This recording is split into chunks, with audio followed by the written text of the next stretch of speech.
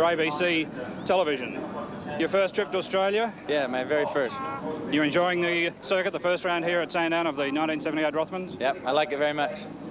The car, you were probably the fastest in the second group yesterday. You happy with the car?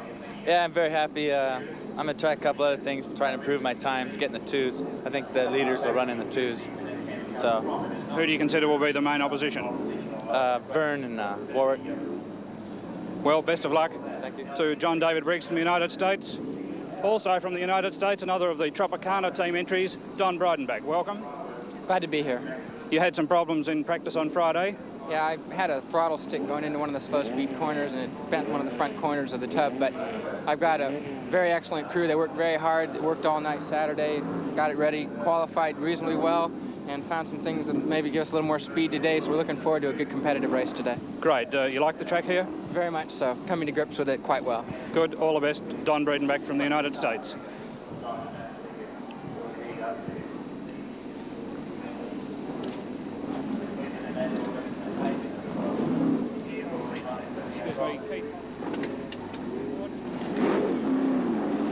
With your own car, and you might like to tell us the car that you're driving and tell us the story. Yes, I'm driving Davo's car, John Davidson.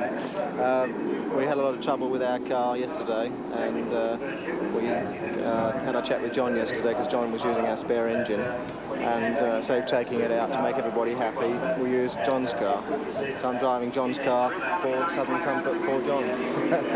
Bad luck for you, John Davison, not to be here and be a contender. You've gone very well in recent times in this car.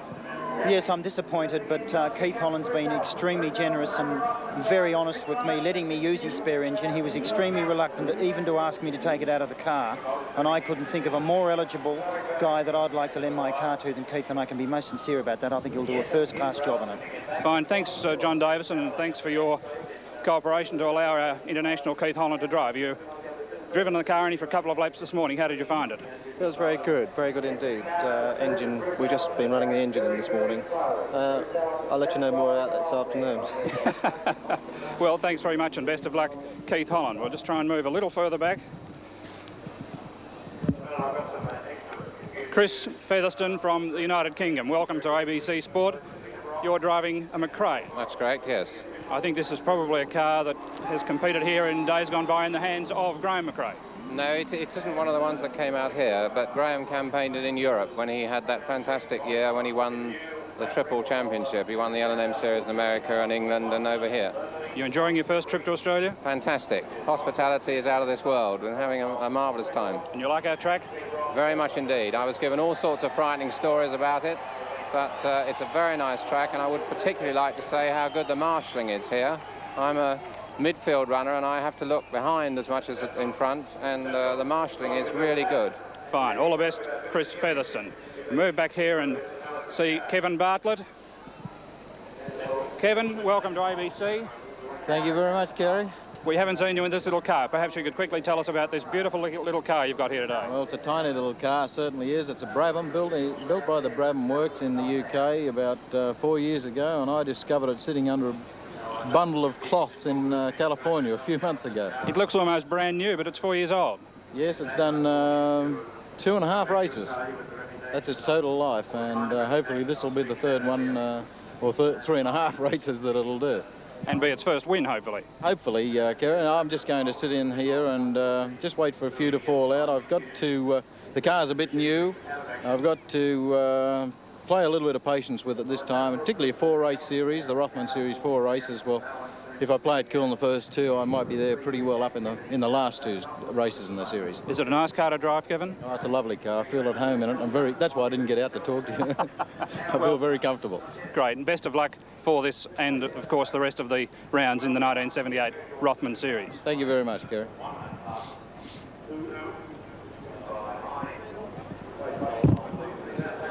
Peter Edwards, one of the Victorians in the race. Peter, you had a few problems yesterday? Oh yes, the car's going all right in the go department. It's a bit light on brakes at the moment. Well, it's very important here, of course, for the brakes. Yes, we think we've sorted them out. We should be right. All the best, Peter Edwards. Well, we've been able to talk to a few of the drivers here before the start of the 1978 Rothman Series #1 round at Sandown. back now to the main commentary position.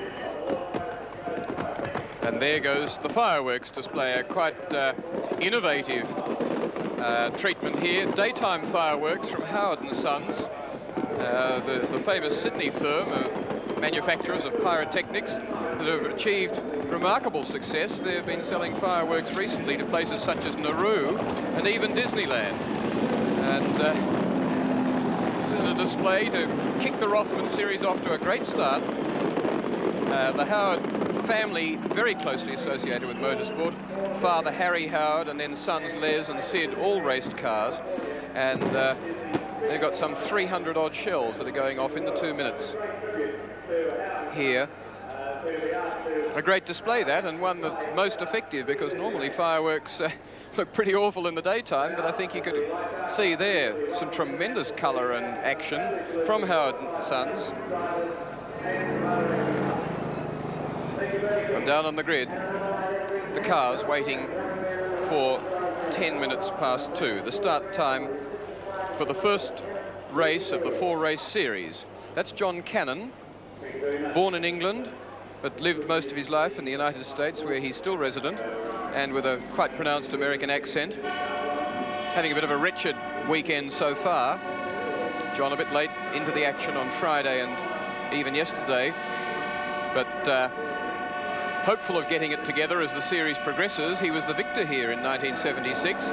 He's had a couple of previous Rothmans series runs, but they haven't been particularly happy ones other than for his victory at Sandown in 1976. Looking there, Alfredo Costanzo's car 84 at one of the great private performances of the series on an extremely limited budget, but with intelligent driving, very sensible preparation, has seen Alf Costanzo, the hero of thousands of Italians in Victoria and New South Wales, slot himself onto 4th grid position.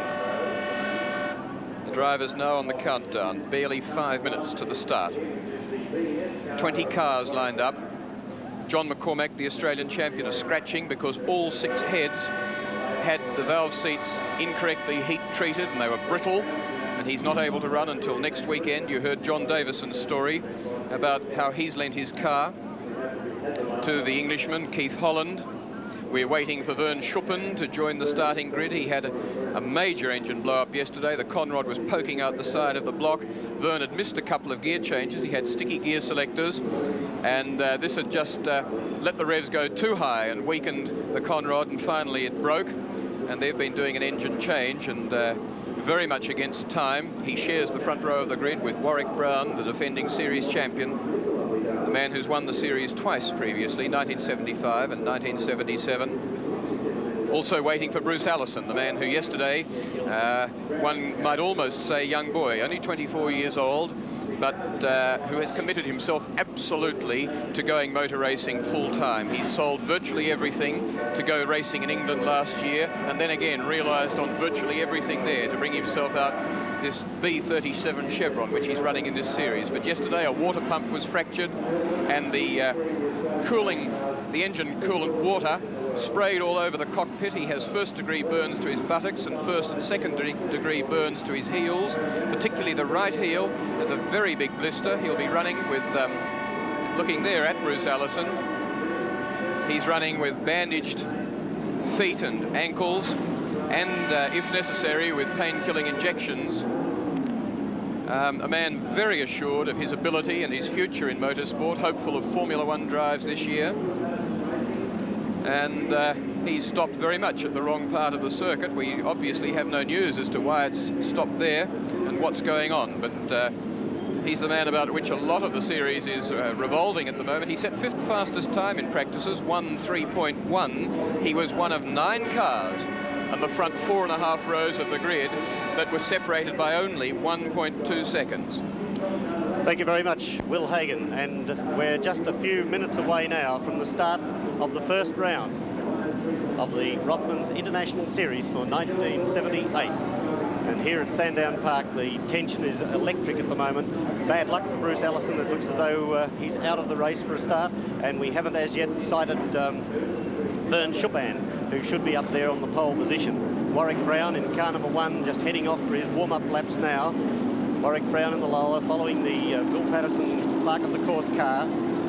Behind them, Graham McRae in car number 22 from New Zealand, the GM3. The reason for them weaving from side to side on the circuit is simply to warm up the little front tyres as much as they possibly can. They try to get these tyres up to operating temperature before the start of the race as they go around there through Repco Corner, down the pit straight. On this slow lap, you'll get an opportunity of seeing the circuit very well.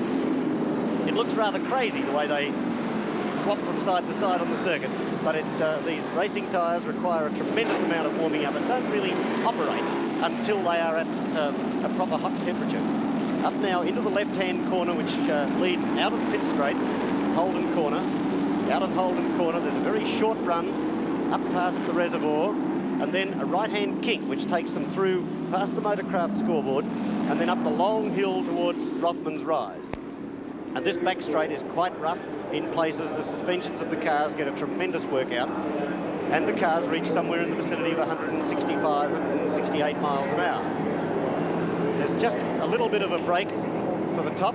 They go underneath the Rothmans Bridge, and then down through these series of S's, a left hand, a right hand, and then into a hard left-hand corner, which they take under full braking as they come down past that Goodyear sign. The corner turns almost around on itself and then leads into another series of S's, this time much shallower, and a series that can be taken almost as one complete corner.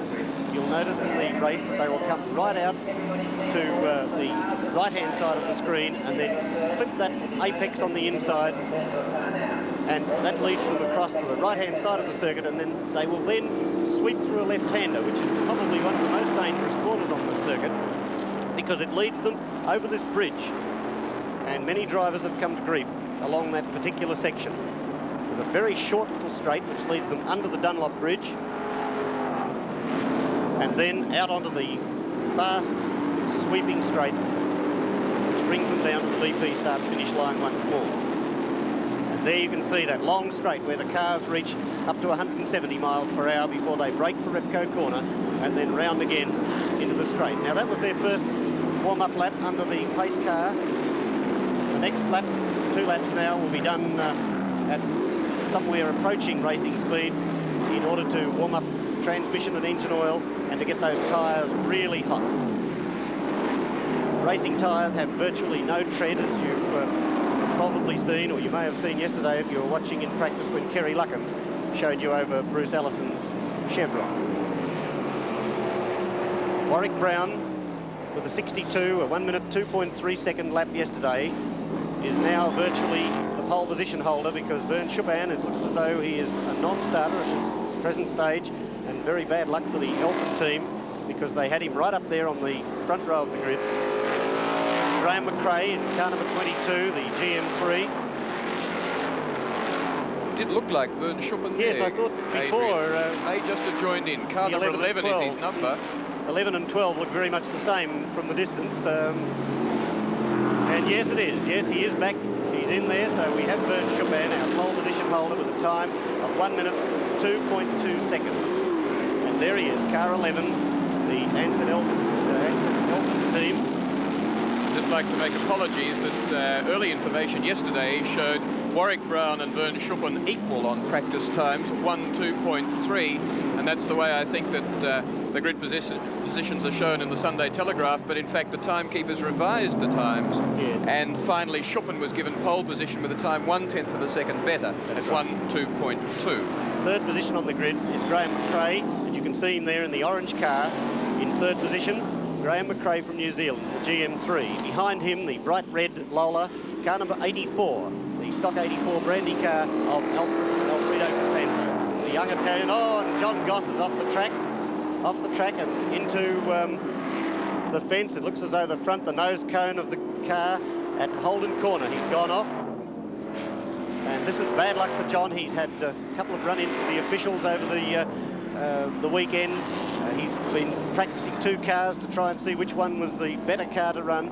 He's selected this one and now has run into trouble once more. He would have started from the back of the grid, and if they don't have any problem with that front nose, he should be okay. He's using the Repco Holden engine. He did practice his new Ford engine yesterday, but he'll have to examine that front nose cone very carefully to make sure that it hasn't been dislodged so that it would come off in the race. Moving down the grid, car number 12 is Gary Cooper in another of the Ansett Elfin team cars. His time yesterday was 1 minute 3.3 seconds. Bruce Allison, we saw before in the Bill Patterson car, the Chevron B37, is a non-starter, and that's the gap that you can see on the third row of the grid. On the fourth row, we have the first of our Americans, Don Breidenbach, and Don is driving the Lola for the Tropicana equip. His time in car number 5 was 63.3 seconds. That's 1 minute 3.3 seconds, just a tenth of a second faster than Kevin Bartlett in that car you can see there, car number 3, the Brabham. And Kevin Bartlett, one of the few drivers on Dunlop, because most of the drivers we can see on Goodyear tyres. And there's John Goss's car now with the front nose cone that we mentioned before. He dislodged it in that little altercation of the fence up at Holden Corner. He's now removed the nose cone and is holding it above him as he brings the car very slowly around to the start-finish line. Whether they will allow him to start without it or whether he would actually intend to start without it is a bit of a problem, because the car would be quite unstable, I would imagine. Here he comes under Dunlop Bridge. We move down the grid.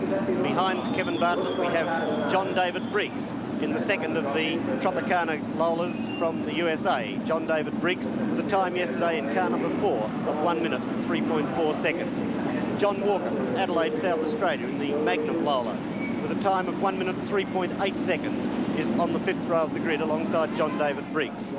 Then we have Victorian Alan Hamilton in the Lola, which last year won the series, car number 19, 1 minute 4.8 seconds for his practice time. And then the 10th car on the grid is car number 10, Chris Milton. Chris Milton with a time of 1 minute 5.2 seconds. Alongside him we should have John Cannon. We can't see, yes, there's Cannon's car number 8, the Little March.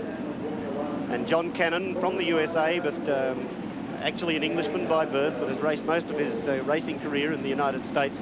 Recorded a time yesterday of 1 minute 5.5 seconds. But he'll be one to watch, because I imagine that John Cannon will have worked very hard and had his mechanics work very hard on the cars overnight, and I think we'll see him improve those times quite a bit. Behind him, in car number 40, the Beg, is Chas Talbot. Chas Talbot's time was 1 minute 6.4 seconds. And when you realise that the fastest qualifying lap was 1 minute 2.2, we're only about 4 seconds away, and we're right down to about 12th car or more on the grid. Car number 21 is Peter Edwards. Peter is driving a Lola. His time was 1 minute 7.8 seconds. Just a couple of seconds quicker than Peter Middleton in car number 55. Car 55, Peter Middleton is driving an Elfin MR5. That's one of the earlier models of the Elfin cars from South Australia. His time, 1 minute 9.8 seconds. A relative newcomer, of course, to Formula 5000 racing. From England, we have Chris Featherstone in car number 20. Unfortunately, couldn't get a good practice time in yesterday. He's been having lots of trouble with the car, and now with a time of 71.7 seconds, 1 minute 11.7, is well back on the grid. As we mentioned before, there's John Goss. John Goss is up into position now in car number 2 in the Matic Repco. Keith Holland, yes, his car is at the back of the grid there, car number 24, driving the John Davison car, the Southern Comfort Lola, with his own engine fitted to it. And you heard Will Hagan tell you the story of that before. The only other starter there, Alan Newton in car number 16. And Alan Newton's car is a McLaren M22. Very close now to the start of the first round of the Rothmans International Series for 1978 here at Sandown Park. About 5 seconds to go as the flag rises, and a tremendous sight now as the smoke pours up from the tyres. A great start by Warwick Brown, who gets away first from Vern Chopin. Graham McRae on the outside. Coming up in behind them in fourth place is Alfredo Costanzo as they go through Repco Corner for the first time. Don Breidenbach up there into fifth position, and following on a spin already for the ex-Davison car driven by Keith Holland. Bad luck for him right in that first corner at Repco. and the officials getting out onto the circuit to try and push him out of the way, because in a minute's time there's going to be one heck of a stream of cars pouring around that corner. And here it comes again, and there you could see that he'd moved his way up about 4 or 5 positions on the grid in that first run up to Repco corner, but then lost it completely as he went through. But he's on the track again now, and away he goes. There they are, round Goodyear corner, the field spreading out a little bit. Warwick Brown still the leader from the Elfin of Vern Chupin, about a second or so behind. They come onto the viaduct crossing and head up towards Dunlop. Third place is Graham McRae, still in the bright orange McRae. Behind him, Alfredo Costanzo in car 84, the Lola. Then comes Breedenbach, I would think it would be, as they move down. No, it could be Kevin Bartlett. I think Bartlett has moved up there in the 5th position. And Breedenbach would be in 6th position, followed through then by probably John David Briggs, who would have moved his Tropicana Lola up very close. McRae now being hounded by Alfredo Costanzo as they race away, and just ahead of them, that very tight bunch with Vern Chupin just leading them. McRae coming out on the straight now to take over second spot as they run up to Rothmans Rise. Through the left-hander, and McRae just sneaked through then down into the S's. Chupin back into 3rd position after his pole position start. Alfredo Costanzo looking for a way through on the inside. And then Bartlett and Breedenbach coming through very, very quickly.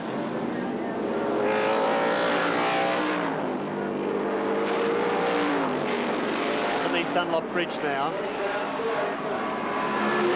And here we can see Costanzo making a run in the slipstream. As they come down, he moves over to the inside, and the Lola comes up alongside them on brakes and grabs that 3rd position. So Costanzo now up to 3rd spot. The leader, Warwick Brown, well and truly in front. 2nd place, Graham McRae. 3rd is Alfredo Costanzo, and 4th in the Ansett Elfin is Vern Chupin. Vern Chupin with a brand new engine would be virtually still running that engine in. Back straight. Rothmans Rise, and the car's pulling well over 160 miles an hour, and a 1 minute 3.3 second lap for that first flying lap. Record here, of course, stands at 1 minute 1.1 seconds. That record is held by John Goss in the Matic A53. Set at the time when he won the Australian Grand Prix here at Sandown. There are the leading cars. Number 1, Warwick Brown. Number 22, Graham McRae. Number 84, Alfredo Costanzo. 11 is Vern Chupin. Then 3 is the Roadstar Brabham of Kevin Bartlett's. 5 then is Breedenbach. 10 then is Chris Milton. 4 is John David Briggs. The rest of the field streaming through, still in fairly close company after about 4 laps of the circuit now. Heading up on the straight towards Rothmans Rise once more, and Warwick Brown seems to be running the race at the pace that he wants to do it. He's got himself out in front, and running about that 1 minute 3, 1 minute 2.5, 1 minute 3.5 second pace. McRae gradually closing the gap a little bit and pulling away slightly from Alfredo Costanzo, then Vern Chupin. Kevin Bartlett going very well at the little Brabham. Chris Milton up there very high. John Cannon also starting to move a little bit through the field now. Just ahead of that, Gary Cooper. It looks like Bartlett is trailing smoke. And car number 21 into the pits. Peter Edwards in the Lola, the first one to succumb to the pace of Sandown. But a little bit of telltale smoke from car number 3. And that could spell disaster for Kevin Bartlett. Tyres on Peter Edwards' car, but there's the lead now, set by Warwick Brown. Warwick Brown the leader, but the lead not quite so much as it was in those first couple of laps. Graham McRae in the bright orange McRae getting closer and closer. We'll try and get a time difference, and it would only be a matter of a second or so. Third spot was Alfredo Costanzo, oversteering a little bit. The tyres could be perhaps letting him go a little bit more than he would want. There's Bartlett now being pressed very, very hard by the American driver, Don Breedenbach. Breedenbach pushing right on the tail of the little Brabham. And there once more on the overrun as they come through, there's just that little puff of smoke, a haze of smoke, which would be very uncomfortable for Bryden back at the rear, because he'd be getting oil smeared across the screen and across his visor, and it's certainly not going to make it a pleasant race for him. He just can't quite get close enough, but he does. He dives under brakes, a very beautiful bit of driving. But Bartlett back on the inside is going to sneak that position away from him again, but they break side by side for the very tight corner and Holden corner, and Bartlett's superior knowledge of the circuit, I think, would just about have got him through on that one. He knew that if you go wide at Repco, you're not on the right line for the turn left when you get up there. And here's a blow, and it looks as though it's Chopin, Vern Chopin in car number 11, and that's 2 engines in 2 days, and that's a very, very sad sight for the young expatriate Australian who has been doing so well.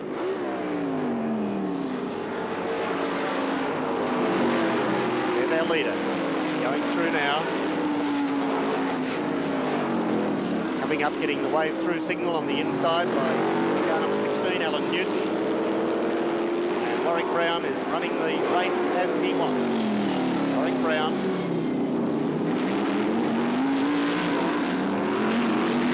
We've got a 1 minute 2.4 second lap recorded for Warwick Brown. 1 minute 2.4. 34 laps to go. 6 laps completed.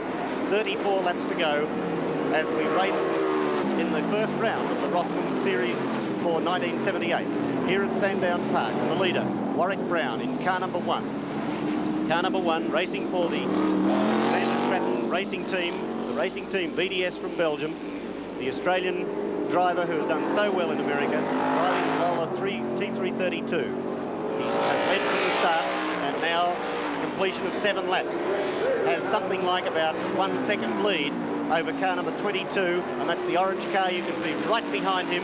In fact, less than a second now with Graham McRae. Graham McRae coming up very quickly, and it's only 0.8 of a second. 0.8 of a second separating them, and on the road, that's only a matter of a few metres. Brown now, looking in the rearview mirrors, realises that that bright orange car of McRae's is getting closer and closer.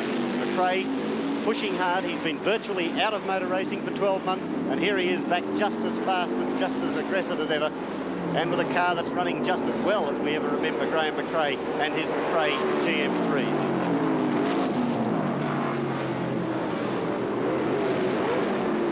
The race now having settled down fairly well, with Brown being hounded by McRae. And further back, Costanzo in 3rd position, followed by Bartlett in 4th, and in 5th position would be Don Breedenbach in car number 5, the Lola. Completed 8 laps, 32 laps to go, and here they come, into Repco corner once more. Now McRae, very, very close, very quick through Repco corner.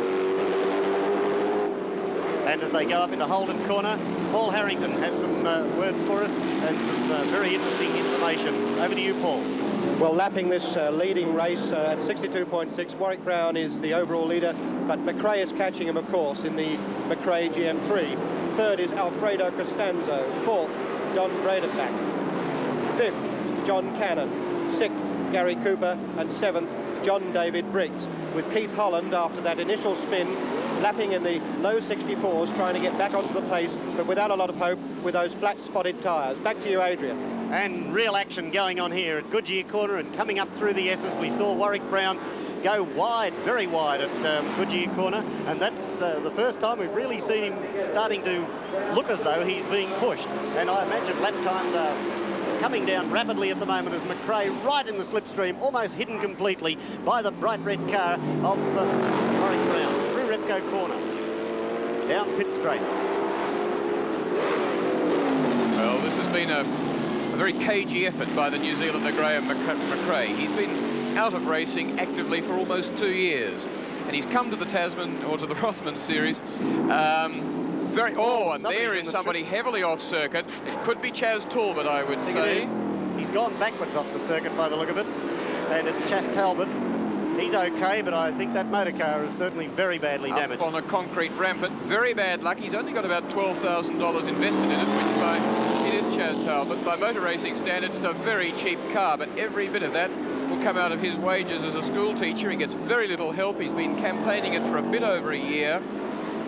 He's a really hard trier, does most of the work himself, but back with the lead. Here's the battle between this New Zealander McRae, who's rapidly approaching 40 years of age and the lead of the race. McRae's about 38 years of age, Warwick Brown 27. Brown's had 2 major accidents in his career, and the last one was the one that separated him from this drive. He's been out of racing for about 6 months, waiting, as he said, every day, dreaming of this moment when he could get back into a motor race. And here he is, quarter distance covered of the 40-lap race, and McRae very soon is going to find his way around Brown. Brown driving just that little bit harder, which we'll see down the bottom of the S's.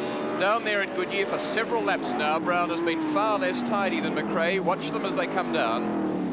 Brown goes right to the outside of the circuit, down there. And McRae is just a little bit more within himself. That's Talbot trying to drive back to the pits and shedding bits of fiberglass around the circuit. But there's some remarkable stories behind the various performances of people in this. Talbot shouldn't really be on the circuit like that, but he's motoring it onto the grass, I think, to return to the pits. But Brown, of course, has recovered from his second very nasty accident last July in America, when the bad aerodynamics of the car he was in flipped the car at maximum speed on the straight at Laguna Seca, and since then he's been trying to recover. Now is fully fit. He's done a lot of gymnasium work, swimming and so on, but boy, he's going to have to produce everything to stay in front of the man 10 years older than he, New Zealander Graham McRae. McRae had the world at his feet in about 1973. By that stage he'd won 3, as they then were, Tasman Series, and he had all sorts of prospects overseas, but for various reasons it hasn't all come together. McRae's been virtually out of action the last 2 years. He's created this car himself. He hasn't said much to people. He hasn't come with a big team. He hasn't come with a lot of engines or big transporters, but underneath it all, he's made the necessary preparation, and boy, oh boy, traffic there very nearly saw McRae pounce his way through.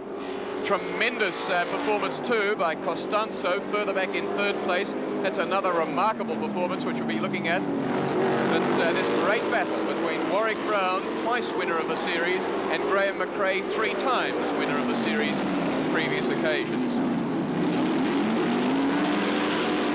John Price, perhaps you may have some thoughts on what's going on at the moment there. Yes, well, I've been watching these two fairly intently, and quite honestly, I think they're both getting a bit ragged. Where Brown seems to go out wide, McRae doesn't. But then when you look round at the pits, McRae constantly just gets one wheel onto the grass. I would say that they are both there. Brown lost it quite a bit there. His back went out at the very point that he's been losing it, been a bit ragged before. Brown's trying very hard. That's right, and I think McRae is also trying equally hard, because unless I'm entirely wrong, when he comes around Pitt's corner, which is at the end of this straight, under the Repco sign there, McRae usually gets out onto the grass. Not quite that time because of traffic. Chris Featherstone being left there in car number 20. He was the slowest car yesterday in practices. He's been out of racing too for about a year, and he too is here on a fairly low budget. Bad luck for Vern Schuppen. It was obvious right from the moment the flag fell that that engine was down on power and creating problems. McRae has gone. He's had mechanical problems, and there he is, slowing appreciably. Warwick Brown pulling away from him now, but McRae, I think, has been driving that car on just a little bit too hard, and the challenge is going to come to naught. Let's see, but I think a pit stop is due for Graham McRae. In 2nd place at the moment, 9 seconds in front of Alfredo Costanzo in car number 84. This would take a lot of pressure off Warwick Brown, who's withstood the pressure very well. He's had to produce everything, and he's done so far. There's a bit flying out of McRae's car. I think that he got into some suspension or possibly transmission trouble coming up the back straight, which is notoriously rough, and the way he suddenly dropped back, almost as though the car came out of gear. But he seems to be going just as fast now as he ever was, and in fact is holding his station with Warwick Brown. He has a problem there. Yes, something. He definitely has a problem. And he's looking around the cockpit. I'm wondering, by the way, it wiggled there, John, whether he might have... he's going going to say broken a drive shaft or something. Well, it could be. The gear link had just come adrift there, Will. That's what I was thinking. Yes. Perhaps the gear link had just come adrift because he threw something away. I first thought, of course, that having sat behind Warwick for so long in the slipstream, that his engine was tending to overheat. Incidentally, Chaz Talbot's back on the circuit again with a new nose on his car in behind Graham McRae on car number 40, the brighter orange-coloured car. They're rebuilding cars on the move. Yes, indeed. New nose. So that's McRae, followed by Talbot, but of course he's made the pit stop and been off circuit. And then in behind them would be Alfredo Costanzo. McRae with a lot of air inlets in that car, and you can see how he's being blown around in the cockpit. He had no shortage of fresh air at all, and the big Perspex top to the cockpit. The car looking very unstable, and McRae is not going to be with us for very long, and that's about it. Chaz Talbot being overtaken by Costanzo. Costanzo goes up into second place. Well, McRae surprised everybody, I think, and even himself a little bit, by being quite as competitive as he was, but the thoroughness of it is come out just a little bit, where we've seen that he's been able to sustain the pace only for about quarter race distance before he's had mechanical problems, but certainly the speed of the car bodes extremely well to performances from Graham McRae as the series progresses, and of course all through the series for the next 3 weeks, as well as today. The ABC Sport will be covering all races. That's the race leader, Warwick Brown, in one. You see the tail come out there under acceleration. One of the heaviest cars running in the series. Car number 1, big heavy Lola, T332. Only 3 cars in the series heavier than he. There's McRae into the pits. He, on the other hand, running the lightest car to start in today's race. The only other one lighter was John McCormack's car that didn't actually start. And there was 89 kilograms difference in weight between the lightest, Graham McRae, and the heaviest, which is Don Breedenbach and John David Briggs, big 332 Lolas. Well, bad luck for McRae, good luck at the moment for Warwick Brown. With the pressure off him, 24 laps for him to complete. When he crosses the start-finishing line, he'll be down to 23 to go, having covered 17. And Warwick Brown now has quite a handy lead of lengthening to something a little bit over 10 seconds over Alfredo Costanzo. A remarkable effort this by Costanzo, but a good one too by Brown. His car was bottoming in this section of circuit under brakes for Tirana. On Friday they had to jack up the ride height of the car. They've been doing quite a lot of sorting, but it's been a good exercise. Good car and well backed up with engines and spare parts. A driver who's had to set himself physically and mentally for the race, and who's got everything together, and now has a quite substantial lead over Alf Costanzo. 11.3 seconds to be exact, Will, the margin there from first to second.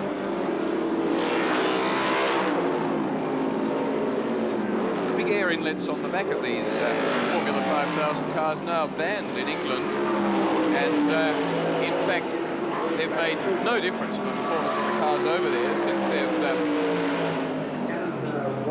taken them off.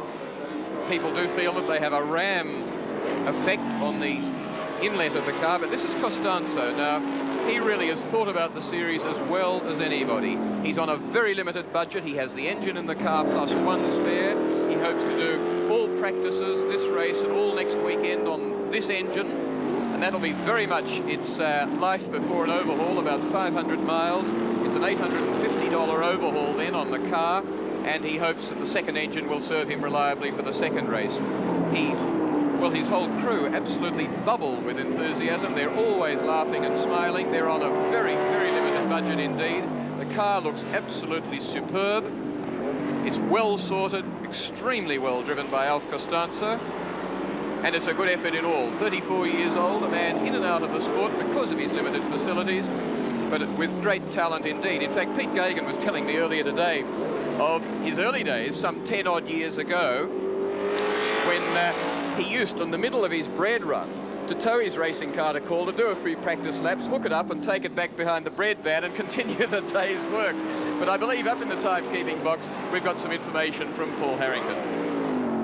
With 19 laps completed now, Warwick Brown leads this race very comfortably from Alfredo Costanzo in second place. In third place, driving very, very well, but minus the airbox, is Don Bradenbach in his Lola 332, followed by Gary Cooper doing a brilliant job in the Ansett Team Elfin car in fourth place. Then comes John Cannon, still smoking, and John Goss doing very well after that first, that warm-up lap incident. Back to you, Will Hagan. Costanzo then in second place.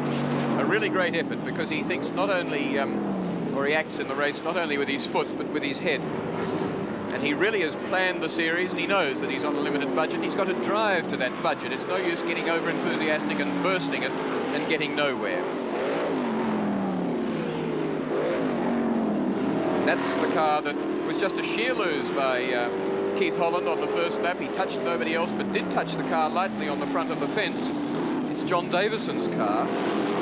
Very good T332 Lola from last year's series, but with Keith Holland's engine in it. And we heard the story earlier of how they decided the best thing they could do was to let Keith Holland run it. 41 years old, come out from England to do the series. Actually an antique dealer by trade and interest. Very interested in antique guns, but all sorts of antiques.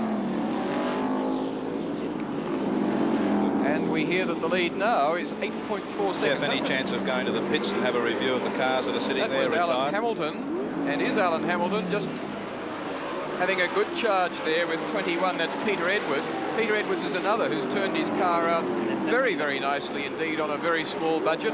Hamilton, though, has the ex-VDS team car from last year, the car in which Warwick Brown won the series. This is car 19, the silver car in front.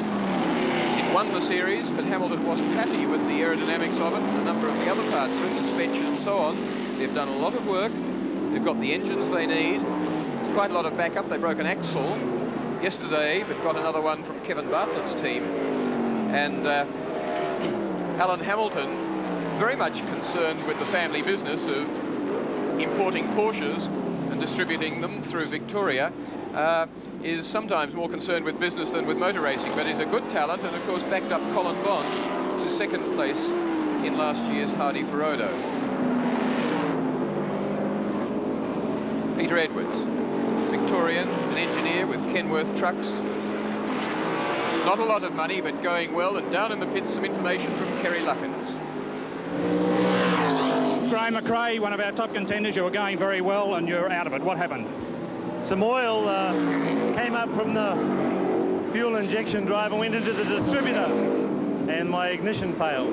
Apart from that, was the car going well? It was going well. I reckoned I could go by Warwick. In fact, I did go up alongside him a couple of times, and I figured I was going to just wear him out over the rest of the race and then knock him off.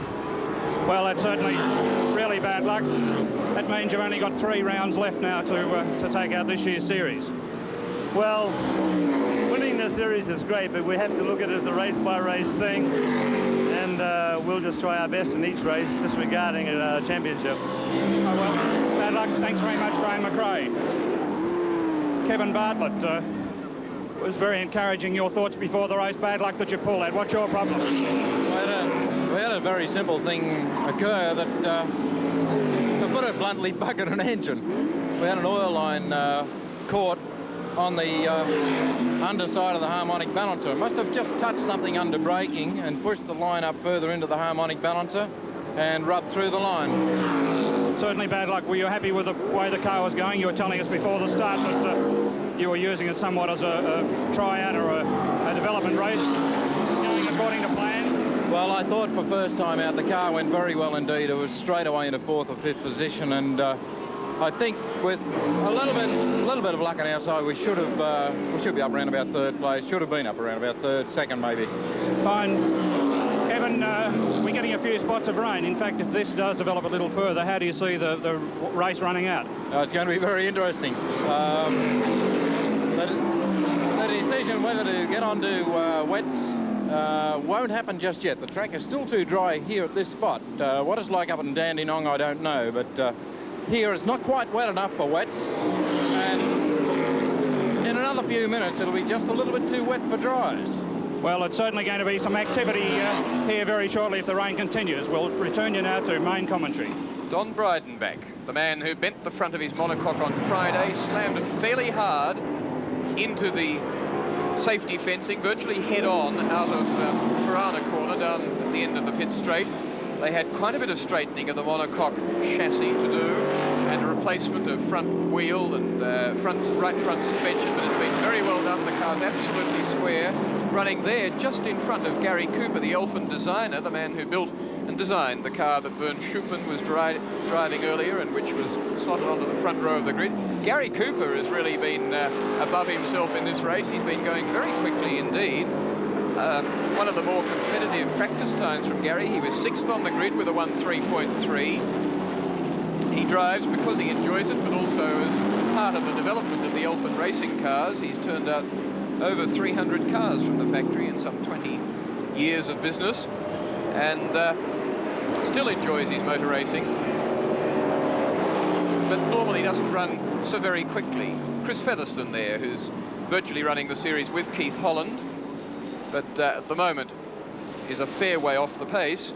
This is Breidenbach, the shorter and more experienced of the two American drivers of Breidenbach and John David Briggs in the Tropicana team, but two beautifully presented 332 Lolas, very well backed up with motors. There's about 5 or 6 engines between the two cars, lots of spares, in hired transporters, and they reckon, quite frankly, they wouldn't be here if they thought they couldn't win the series and at least one race.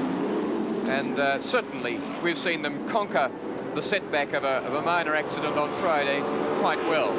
That's the race situation at the moment. The best laps, as you can see there, show that further back Gary Cooper has been only 1/10 of a second slower than the best lap done by Warwick Brown. He really is settling in extremely well and shows just how competitive the MR8 Elfins are. Identical times by Costanzo and Breidenbach. I think we're going to see, Will, that Don Breidenbach will emerge as one of the better Formula 5000 drivers to have visited us from the United States. He's a certain charger. He finished 4th in last year's Can-Am series, the Canadian-American Challenge promoted by Citicorp, and he's shaping up as being a very, very good. There's John David Briggs. And Johnny Walker in front of him coming in. Johnny Walker, another man who's been having engine worries throughout the series. Started with 3.5 engines. The first one was built and blew in testing. That brought him back to 2.5, minus sort of half an engine's worth of bits to rebuild one, so he was down to 2, and he reckoned neither of those were quick enough. And in fact, Johnny Walker was planning to do some bargaining with Warwick Brown's sponsor, Count Rudy van der Straten, next weekend to try and spend 10,000 to make some money. He says if he can get an engine for 10,000, he might make 8 or more, because he reckons he can win one of these races. He says, I'm as fast as any of the other blokes there, but at the moment, I haven't got the power. Paul Harrington has further information for us from the timekeeping box as Brown comes round to complete 27 laps, 13 to go. Well, the pressure's really coming on to Brown now from Alfredo Costanzo in the Stock 84 Brandy car. He is now less than 5.6 seconds in arrears, with Breidenbach is still 3rd, Cooper 4th, John Cannon 5th, John Goss 6th, and now Keith Holland has moved up into 7th place ahead of Alan Hamilton. Back to you, Will. Well, what a great race is shaping here. 13 laps to go, 12.5 laps for Warwick Brown. Out on the back straight at Sandown, building up to 175 miles an hour, perhaps about 170, 165. That's the man in hot pursuit. That's Alf Costanzo. A great little effort, this. It really can't be overemphasized how well Costanzo is going. The car is superb, and they have a fraction of the budget of Warwick Brown. The man he's hounding, the man he's pulled back to being only 5.8 seconds in front of him. Down through the back of the circuit, through Goodyear. And Marino, Alf Costanzo's head pit man, the man that he's been with throughout his racing career and is in business with now, would be absolutely bubbling in the pits. There's never a smile off Marino's face, and it's going to get broader and bigger as Alf Costanzo charges away after Warwick Brown. Is Brown getting weary? He limps. He said earlier today that He doesn't limp so much in the morning, but by the later part of the day, Warwick Brown is limping more from his old injury, so his major accident in 73. In the pits, I believe, though, that we may in a moment be able to have a word with Vern Schuper.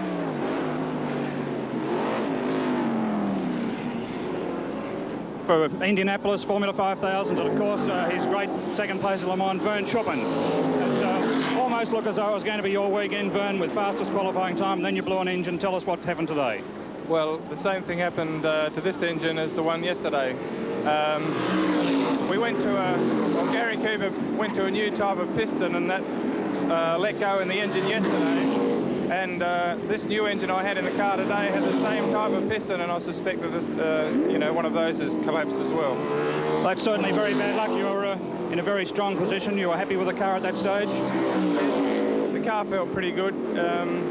The engine that went in the car had never been run. In fact, it wasn't. Normally they're running on a dyno, and so it actually felt a little bit tight early in the race, so I was trying to keep the revs down a little bit and sort of not work it too hard. And,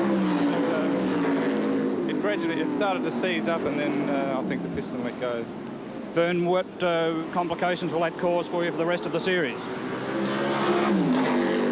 Hopefully we'll be okay. We'll probably have to go to a different type of, obviously a different type of piston, but we have another new engine back at the factory, and the two damaged engines are both repairable, I would say, so I feel that we'll still be, in fairly good shape again by next weekend. Well, bad luck once again, Vern Schuppen. We hope to see you next weekend in Adelaide in the 1978 Rothmans Series. 1/4 race distance remains. 10 laps to go of this 40-lap race. There are the first and second placed cars, almost identical T332 Lolas. Warwick Brown in car number 1 and Alfredo Costanzo in car number 84. A great chase, and if Alf can pull this off, a tremendous effort. He was second here at Sandown Park last year. He was second to Max Stewart. In the series overall, he came 7th last year, and second place at Sandown was his one and only point-scoring place. Down through the S's. Alan Moffat, absent from the touring car scene, but watching the racing keenly. How do you see the situation at the moment? I think Warwick Brown will be hearing the wind whistling up through the Grand Canyon at the moment, wondering whether that little Alfie is going to come down and pounce on him. I don't think he's worried about him pouncing on him, but about this stage of a race, when you've been leading it all the way, you start hearing the valves clattering and the wheels wobbling, and imagining all sorts of horrors. I would imagine Warwick is just sort of putting his mind extra hard at the job of concentrating and not taking it for granted that he's got this race until the flag goes down. We've seen many races here at Sandown, the leaders going well right up until the last lap, and bingo, an engine, a head gasket or something causes a breakdown. 2 seconds, Alan, between first and second place, between Warwick Brown. That's Peter Middleton in 55, pulling into the pits. Another very low budget effort. Bad luck for him. Let's hope he hasn't blown an engine. That's Alan Hamilton there, and Don Breitenbach too. No, John David Briggs has come out again in 4 after a pit stop. And there's Brown, the race leader, being held up, trying to find a way through. It's John David Briggs that he's got to get around firstly. It's cost him valuable fractions of a second. Look at Costanzo now. Briggs gets out of the way finally. Still Alan Hamilton in front, but quite frankly, Hamilton won't make that sort of error. Hamilton, a very experienced driver. Briggs with very little actual race experience. He's very new to racing and to Formula 5000 cars. And what a situation with 8 laps to go. 27 years old, Warwick Brown. 35 years old, Alfredo Costanzo. In and out of motor racing. Costanzo, depending on whether his budget's allowed him to get in or not. In the case of Warwick Brown, in or out, but he's a professional racer. The only reason the times that he's been out is through his 2 major accidents. Yes, well, I don't think at this stage, Will, he's worried too much about Alf in the position he's there. Watching the cars accelerate out of the corner, I don't think there's anything in it. Certainly he's very close, but I think Warwick does have the race in hand. He may be a little bit on the confident side, thinking that it's only Alf behind him, but I don't think he should take that view. But just from what we can see from our ABC vantage point here, I doubt whether there's anything wrong with Warwick Brown's car. I think he's being extremely careful in traffic. They are going through a lot of the back markers at the moment. Costanzo slotting himself in there, sorry, yes, Alan, but trying to ensure that he got through Hamilton before the corner. He didn't achieve it, and Hamilton's giving nothing to anybody here, although finally Costanzo gets round him.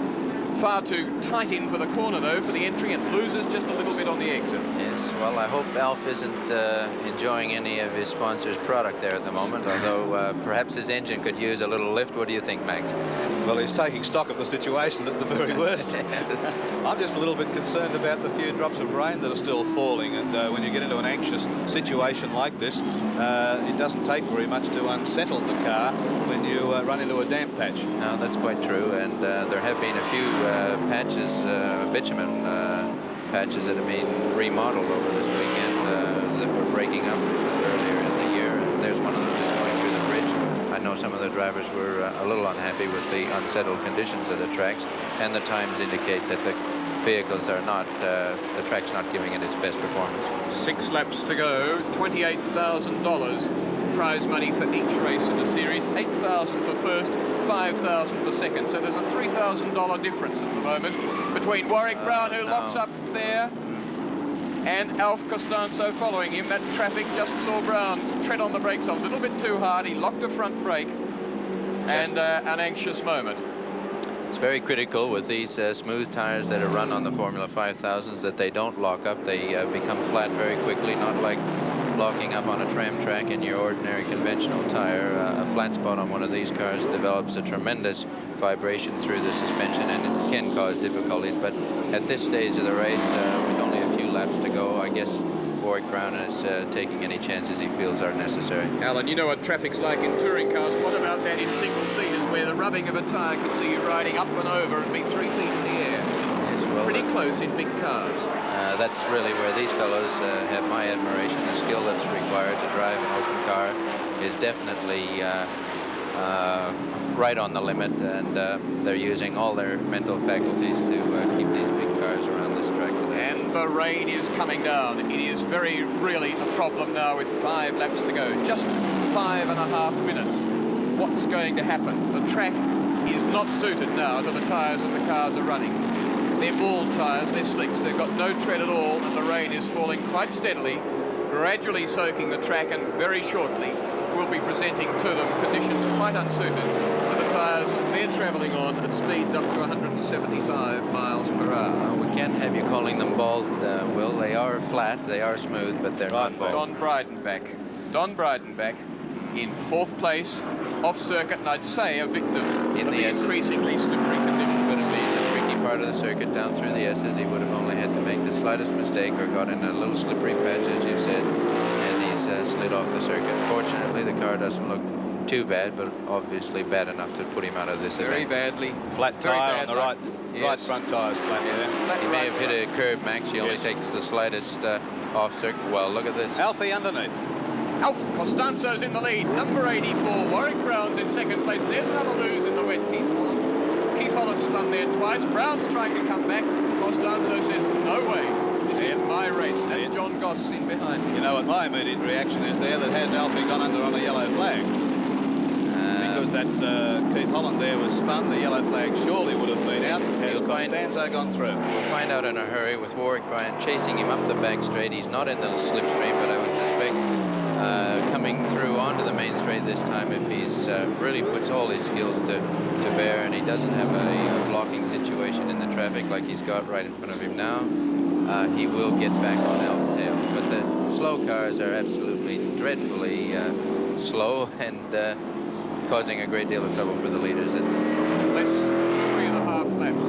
3 across the start-finishing line now. Just 3 and a bit minutes for Costanzo to achieve probably the greatest success of his motor racing career. Quite a long but scattered motor racing career. He comes down now to go through Ripco Corner at about 100 miles an hour. We've seen Keith Holland spin there twice. He's through well. The rain has stopped again. Track conditions wouldn't be too bad, but there's still that feeling in their mind, particularly off the chosen line, that things just might be slippery and rather unexpectedly. It's hard to see from here whether they Costanzo's gone. He's blown it. Yeah.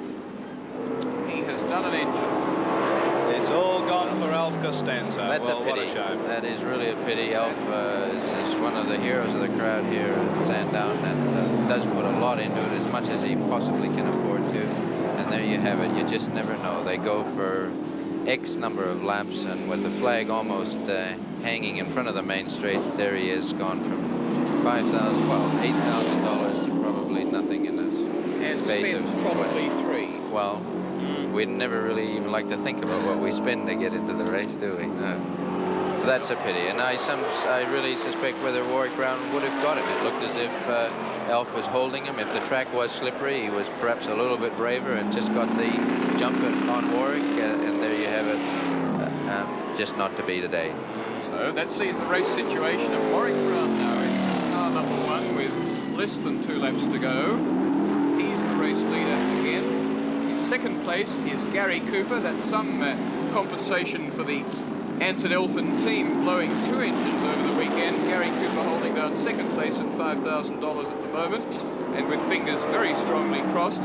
Anglo-American Racing, the entrant of John Cannon, running in third place at the moment. Gary Cooper, we hear, is about half a lap behind Warwick Brown in first place. Well, I must say that my heart went out. There's Gary Cooper coming past the pits. But my heart did go out then to Costanzo, because not only has he lost the tremendous satisfaction of that victory that seemed his, but he's spent a lot of money. He's lost a lot of prize money, and he's damaged an engine to the extent of anything up to about $3,000. But this is the man, though, let's not take any credit away, who's come back as he goes out now on his final lap. He's come back from 2 serious accidents, the last one 6 months ago. This is his first competitive drive since then.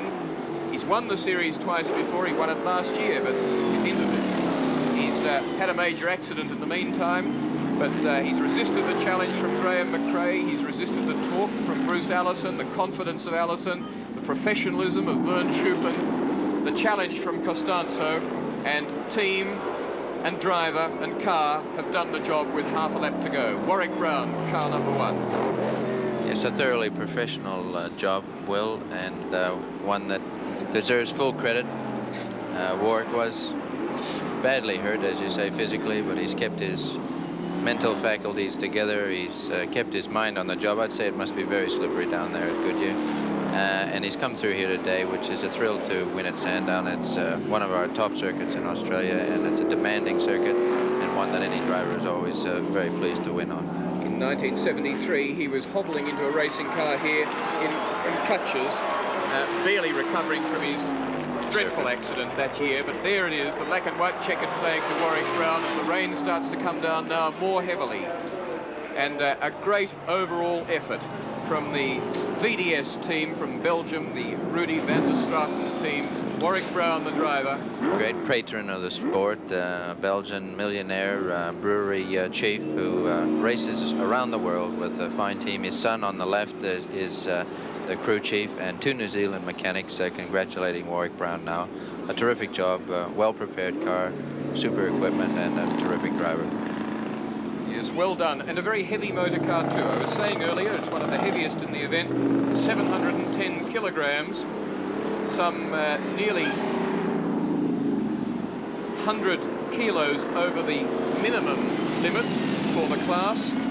Yes, well, I would suspect those are on those little goodies that give them reliability, and obviously you have to finish to win, and there's the example of that happening today for Warwick Brown. Tremendous. He may well have known. He may have, and until we talk to him after the race, we won't know that. But well. He may well have known that, or felt that Costanzo was just stretching his engine revolutions a bit much in pegging him back and getting in front, and he might have just given him that little bit of length. We won't know for at least another couple of minutes, but a great effort from Warwick Brown. And let's spare some praise too for Gary Cooper, the constructor driver of the Ansett Elfin cars. A great performance. He's been racing now for 20 years and into second place in this very, very hot field. A great performance. John Cannon, who's finished third in his march, rewarded by consistency. Didn't seem to be going very, very hard, not enjoying any luck, either good or bad, but just plugged on, and while the others dropped around him, he was right there on the spot to grab third place.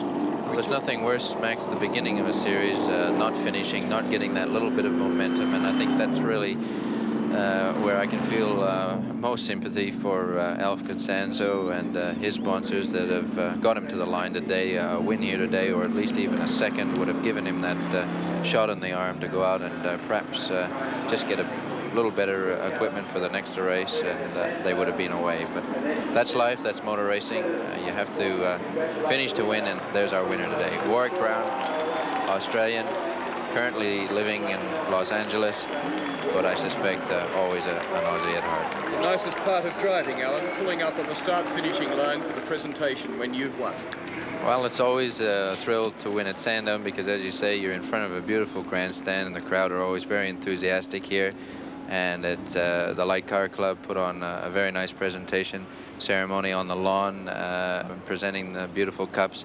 And it's a great thrill at Sandown, much more so than some of the other circuits that are not blessed with the facilities that are here at Sandown Park. And of course, this is the first of 4 races in this year's Rothmans series. $112,000 swinging on the result, $28,000 on each race. Next weekend, each of them to be covered throughout by ABC Sport. Next weekend, it's Adelaide International Raceway. The weekend after, it's the very long haul up to Surfers Paradise for all the teams and crews. And then it's down to Oran Park in Sydney for the final round on February the 26th. It's Warwick Brown, his fiancée Darlene will be counting the pennies fairly shortly. He's to be married on March the 4th. Yes. The women are always very good at counting the prize money, Will. They never miss a trick in that department. But he looks extremely fit for a fellow that hasn't driven for some months, and one of the lovely Rothmans ladies there giving him a helping hand. No, I wouldn't say there's too much wrong with Warwick at the moment. He's very happy. A Goodyear driver for many years, and one who has brought his own tires out for the series, took no chances with supply being a bit on the slow side in Australia. He brought his own with him, and there we have the Melbourne results. welcome to Warwick Brown, the winner of the first round of the Rothmans International Series for 1978. Congratulations, Warwick. It's wonderful to have you up here, and it was a tremendous race, and I'm sure that you're quite exhausted after that terrific battle, particularly with Alfie Costanzo in those last couple of laps. Well, Adrian, it wasn't sort of physically that tiring because the road was so slick we had to sort of pussyfoot everywhere and use a great deal of restraint, but I must admit mentally I was getting very worried, and I'd pretty well conceded it to Alfie because my car was just not handling the conditions as well as his, and I thought I might have to do it next week, but we're quite happy to take it this week, and I've got a lot of people to thank. Mr. Van der Straten, who's put his faith behind me ever since my last accident and stuck with me through the bad times, and we hope this is going to be the start of some good things for us. I'd like to thank BP, who give us all our fuel and have supported me ever since I've been racing, and of course most of all Rothmans, who sponsor the series, and without their support we wouldn't be here. And I just hope everybody enjoyed the spectacle. It sure was nerve-wracking from where I was, and I'm quite glad it's over. Very good, Warwick Brown. I think we have the winner's garland for you. Yeah, another piece. And a bottle of champagne as well. And in a moment we'll have Kerry Luckins, President of the Light Car Club, here to make the official presentation. Can I shake this? In fact, yeah. I love the pen. Sorry. Well, ladies and gentlemen, it's my pleasure to bring to the microphone for ABC Sport Kerry Luckins, as President of the Light Car Club of Australia, to make the official presentation on behalf of Rothmans. Thank you very much. Well, certainly a race of changing fortunes. You led from the start, and we really did think Alfie was going to get up there and beat you, but that's the way motor racing is. Congratulations on behalf of Rothmans and, of course, the Light Car Club, who have organised the meeting. Well done, Warwick Brown, winner of the first round of the 1978 Rothmans Series. Let's hear it for Warwick.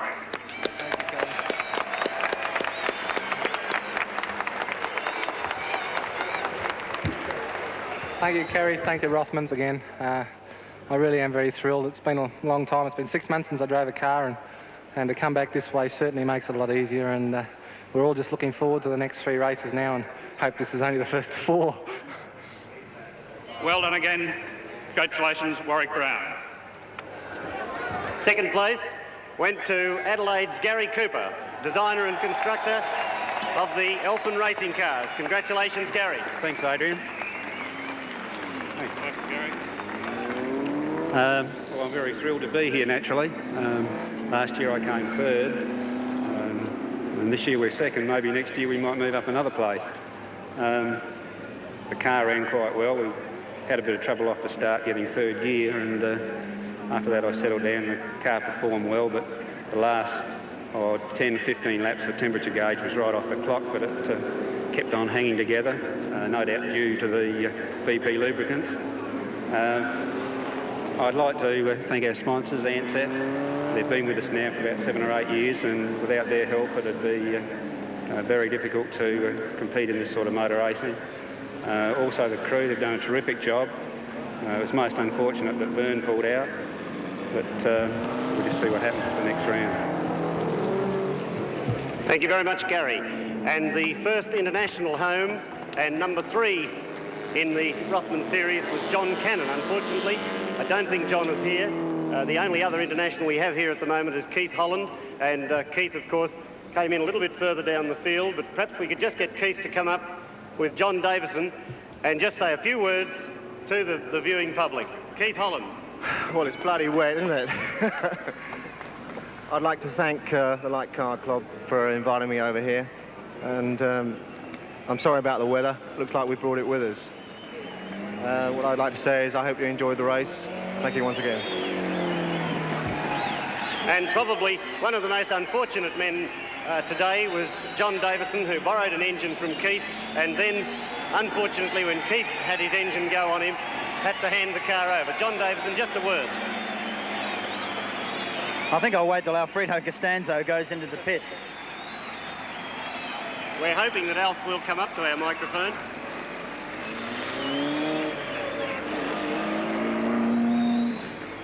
Look, I'd just like to say one thing, and that is I think the crowd and the grandstand are fantastic, because Alfie put on a first-class performance, and I think that the applause that you gave him is fantastic, and good on the lot of you. I think that's tremendous. As far as I'm concerned, I was delighted to lend my car to Keith, because my own engine blew up on Friday. He lent me his own engine, and then he found he had to use it, and he was so kind-hearted he didn't even ask me to take it out of the car. So as far as I'm concerned, and my sponsor Southern Comfort, I'm absolutely delighted. Thank you very much, and good luck to you all. Thank you very much, John Davison. Unfortunately, Alfie Costanzo has gone back to the pits. We'd like to interview him later, and perhaps we will be able to do that. In the meantime, it's back now to Will Hagan, Max Stahl and Alan Moffat. I think it's an indication of the character of Warwick Brown Max that he conceded defeat to Alf Costanzo in the stock brandy car, and there aren't many drivers that when they get the flag are prepared to say I would have lost but for fate. And just good luck and congratulations to Warwick Brown. Quite right. Warwick's a big man in motor racing. We've seen this displayed many, many times, not only in his victories, but in his losses too, and in his serious losses, the accidents, the way that he's fought back from those very, very severe accidents, and emerges on top every time. A great first-up win for Warwick Brown in this opening round of the Rothmans International Series for 1978. And there is the man that we all feel sorry for, Alfredo Costanzo. Well, it must be in the Italian heart, Max. Mario Andretti is going like heck in the Team Lotus car this year on the International Formula One scene, and here we have his countryman doing very well in Australia. I think it's only a question of time before someone gets behind Alf, gives him a bit more help. Obviously, he's had an association with his current sponsors for some time, but everything is so expensive in this league that all the help you can get sometimes isn't enough. But there's one thing for sure: if the engines don't circulate, the drivers don't go too quickly. Well, that's the sad picture of Alf Costanzo, and even the happy enthusiasm of that team has been dampened somewhat, as you can see so obviously. It's a major financial blow to them, but a tremendous disappointment to him too, in terms of, and that's Marino, his longtime friend and mechanic, and now business associate. And They really had done all the homework, properly prepared engines, all the money necessary spent on bits and so on, right up to the limits of their budget, desperately selling cars, making $100 here and $300 there, doing mechanical work in their garage to try and raise the money to do the series as they knew they had to do it and wanted to do it. And we hope we see them strike back next week at Adelaide International Raceway.